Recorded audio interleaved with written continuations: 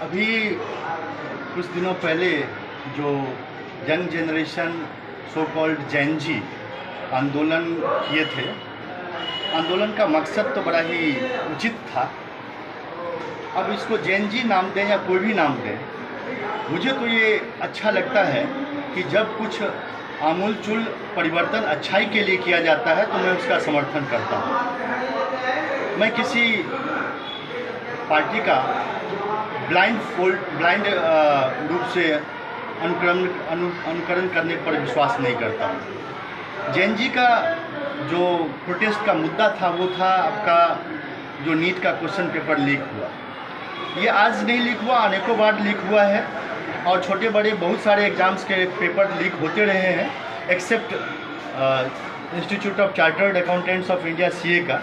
बहुत ही प्रशंसा की बात है, लेकिन सभी एग्ज़ाम्स फुल प्रूफ होने चाहिए। खास करके जो राष्ट्रीय स्तर पर जो नीट का मेडिकल का एग्ज़ाम होता है और इतने सारे लाखों की संख्या में बच्चे तैयारी करते हैं साल भर और लास्ट मिनट में क्वेश्चन पेपर लीक हो जाए तो जो बच्चे तैयारी जिस लेवल का किए हैं उनका मनोबल टूट जाता है। दोबारा साहस करने में आप गौर करते होंगे कि एक ही काम के लिए यदि कहीं 2 बार जाना पड़ता है, छोटे काम के लिए भी, तो फ्रस्ट्रेशन सा महसूस होता है। तो बच्चों पर क्या बीतता होगा ये सबको अनुभव करने की बात है, समझना चाहिए, सरकार को भी समझना चाहिए। Back to back year after year leakage हुआ और किसी तरह का सीख नहीं लिया गया और जो भी इसमें इन्वॉल्व थे लीकेज में उन सबको सीवियर पनिशमेंट नहीं दिया गया, क्योंकि हमारे कानून में कमजोरी है। यदि ऐसा किया गया होता पास्ट में तो फिर ये ऐसा गलती होता ही नहीं। MBA मैनेजमेंट का क्वेश्चन पेपर लीक हो जाए, IIT का लीक हो जाए, माने साधारण को किसी माने CTL SSC का एग्ज़ाम का लीक हो जाए, बैंक PO का एग्ज़ाम का लीक हो जाए तो बच्चों में अफरा तफरी हो जाएगा। ये बच्चे दूसरे राज्यों में जाकर के एग्ज़ाम देते हैं और वहाँ कितना दिक्कत होता है उनको। इसके बाद पता चलता है कि क्वेश्चन पेपर लीक हो गया। कितने बच्चे एग्ज़ाम में नहीं अपियर हो गए। इतना स्ट्रिक्ट है कि 1 मिनट लेट हुआ तो उनको प्रवेश नहीं मिलता है। इधर हम देख रहे हैं कि लीक हो गया तो एक बार भी माफ़ी मांगने के लिए सरकार सामने नहीं आती है। आज इतने बच्चे सुसाइड किए, ठीक है, बच्चों को ऐसा नहीं करना चाहिए क्योंकि जीवन इतना ही माने छोटा नहीं है, बहुत बड़ा भी नहीं है। बहुत सारे मौके मिलेंगे और हो सकता है कि नेक्स्ट एग्ज़ाम उससे भी अच्छा हो। ये सुसाइड जो सुने तो निश्चित रूप से बच्चों को काउंसलिंग करना होगा कि कभी भी ये सुसाइड जो है अल्टीमेट समाधान है ही नहीं, इसके बारे में तो सोचना ही नहीं चाहिए। लेकिन बच्चे तो कर लिए, इसी देश के किए, कोई भी किए, हमारे अपने बच्चे थे। तो सरकार को तो बड़े ही सामने आकर के उसके लिए रिपेंटेंस, पश्चाताप करना चाहिए था, उसके लिए दुख व्यक्त करना चाहिए था और तुरंत तत्काल प्रभाव में एक ऐसा प्रावधान लाना चाहिए था जिससे कि कोई भी सपने में भी लीकेज के बारे में सोच ना सके, इस भ्रष्ट करतूत को करने के प्रति नहीं माने ये कर सके। लेकिन मैं ये कहूँगा कि अंततोगत्वा जो भी हुआ, शिक्षा मंत्री रेजिग्नेशन दिए, उससे समाधान नहीं हो जाएगा। यदि चाहे बीजेपी तो फिर से उनको शपथ दिलवा दे। लेकिन ये बताता है कि अकाउंटेबिलिटी, उन्होंने सदी रेजिग्नेशन दिया, that means the government is accepting her accountability. And यदि उसके बाद जो बहुत सारे वादे किए हैं गवर्नमेंट, तो वो दिखाता है अकाउंटेबिलिटी के बाद जो वो रिड्रेसल का मेजर्स लेना चाहते हैं वो गवर्नमेंट कमिटमेंट को पूरा करे, जिससे आगे सुधार हो और बच्चों के साथ में ऐसा ना हो। लेकिन एक चीज़ जरूर जान लीजिए, नया जनरेशन पूर्ण रूप से आमूलचूल परिवर्तन चाहता है, भ्रष्टाचार नहीं चाहता है, बेरोजगारी नहीं चाहता है, साक्षरता चाहता है, वो सभ्यता को ऊपर उठाना चाहता है। उसके अंदर में भेदभाव नहीं है, जातिगत भेदभाव नहीं है, संप्रदाय का भेदभाव नहीं है, धर्म का भेदभाव नहीं है। हम आप उसको पॉलिटिकल एजेंडा को पूरा करने के लिए उसमें भर दिए हैं।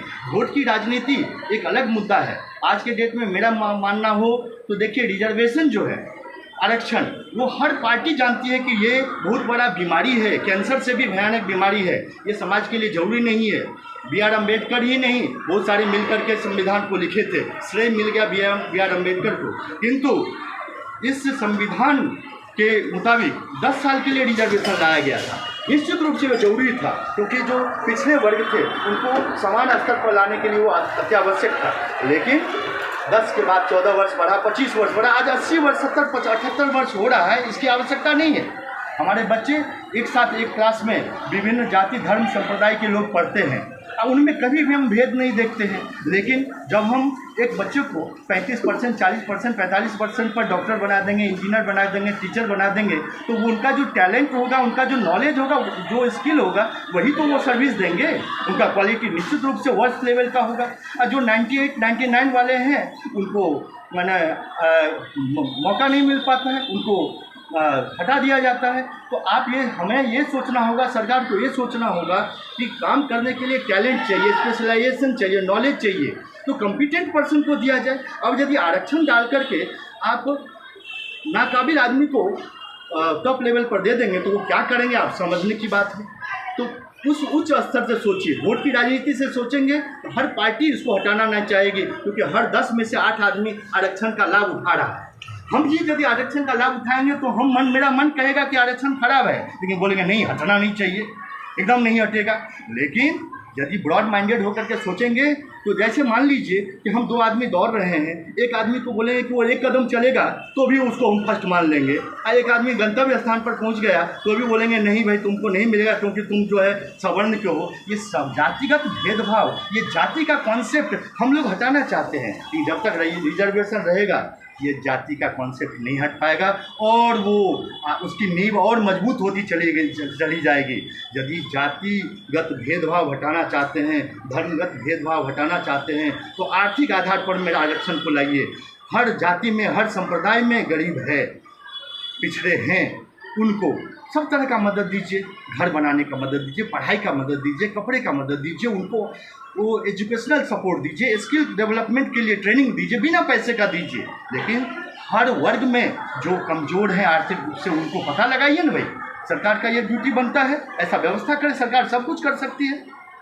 मैं कहूँगा ब्रॉड माइंडेड होकर के गवर्नमेंट को फोर्थ फ्रंट पर आना चाहिए। और वोट की राजनीति से देखेंगे तो निश्चित रूप से ज़िंदगी में रिजर्वेशन हटने वाला नहीं है।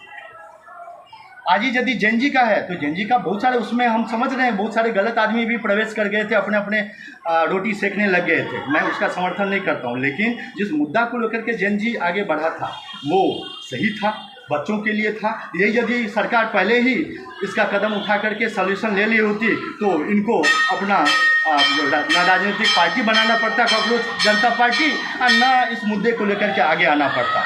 लेकिन मुद्दा सही था, सरकार को सही समय पर एक्शन लेना चाहिए, जिससे कि ये सब चीज़ बहुत ज़्यादा माने समस्या देश के लिए न बने। चलिए, बहुत बहुत धन्यवाद सर।